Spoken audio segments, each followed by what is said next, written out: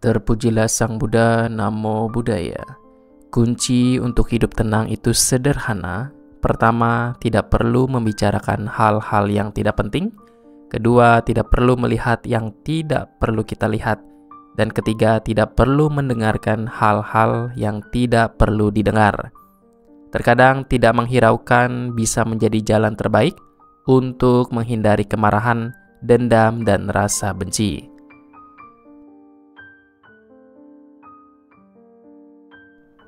Seringkali kita mempersulit hidup kita sendiri dengan masalah-masalah yang sebenarnya tidak begitu besar. Hidup ini penuh dengan tantangan, jadi jangan tambahkan masalah yang tidak penting di dalamnya.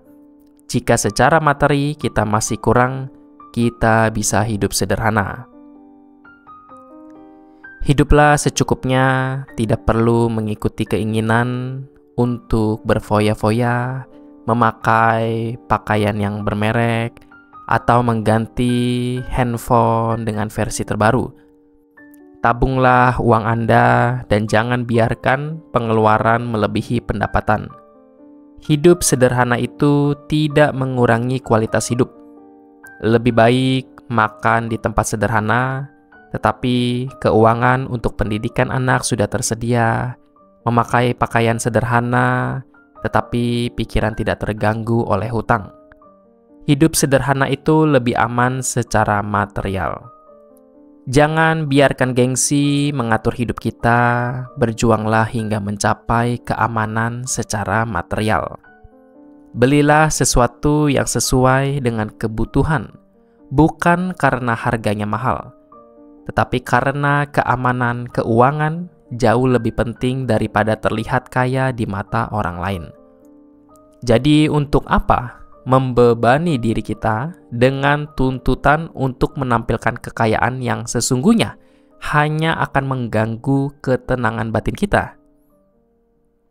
Jika Anda mudah terpengaruh dan sering membandingkan diri dengan orang lain, yang akhirnya membuat Anda merasa tidak percaya diri, sebaiknya hindari media sosial.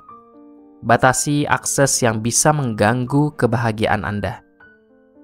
Jika ada yang bisa membuat Anda termotivasi, tertawa, atau nyaman, silakan ikuti. Namun jika ada yang membuat Anda marah, terlalu rumit, lebih baik untuk tidak mengikutinya. Hiduplah sesuai dengan cara Anda sendiri, sesuai dengan keadaan Anda. Yang terpenting, Anda merasa bahagia dengan diri sendiri. Jika ada teman yang sudah terlalu toksik, lebih baik menjauh. Jangan terus mengeluh karena punya teman seperti itu.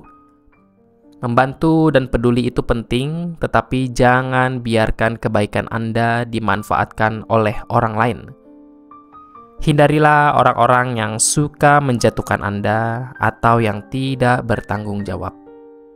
Jika ada yang meminjam uang dari Anda dan mereka tidak bertanggung jawab, lebih baik tidak terlalu memikirkannya. Fokuslah pada hal-hal yang membuat Anda merasa nyaman bersama orang-orang yang membuat Anda nyaman. Terkadang menjauh dari seseorang bukan berarti kita membenci mereka, tetapi untuk menghindari konflik, pertengkaran, dan kesalahpahaman. Yang paling penting adalah kebahagiaan Anda. Jika Anda tidak suka dengan sesuatu yang dilakukan oleh saudara Anda, sampaikanlah. Jangan hanya diam, karena bagaimana dia bisa tahu apa yang Anda rasakan jika Anda tidak menyampaikannya?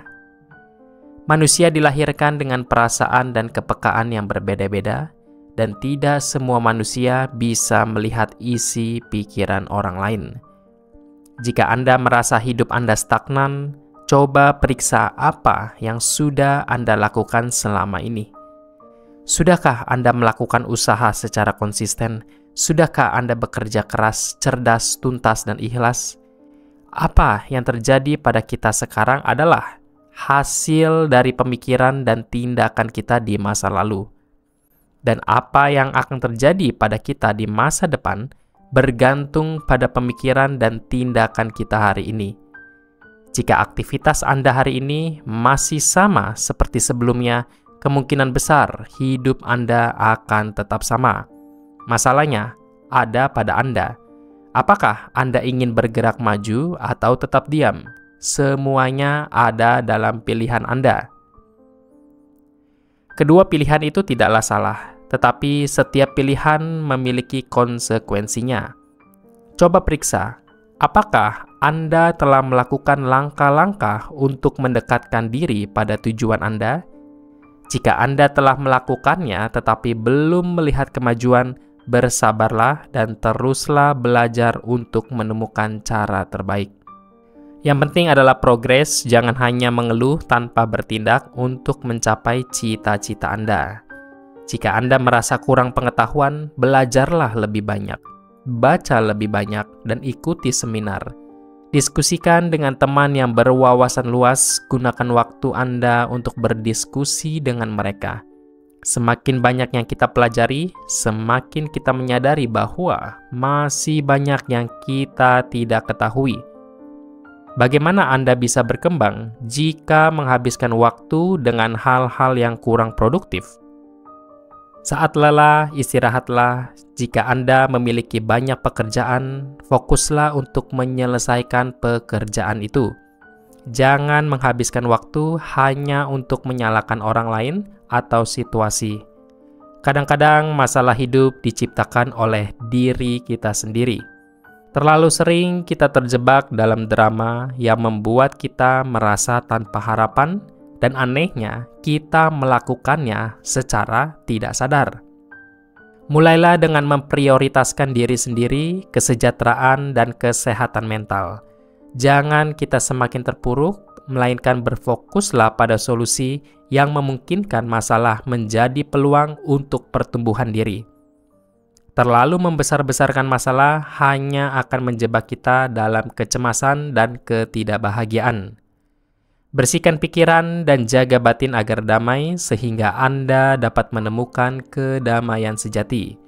Jangan sia-siakan waktu dengan penyesalan yang tidak penting. Nikmati perjalanan Anda dan tetaplah bersyukur, karena dengan bersyukur, keajaiban akan terus hadir. Itulah Bapak, Ibu, Saudara-saudari sekalian.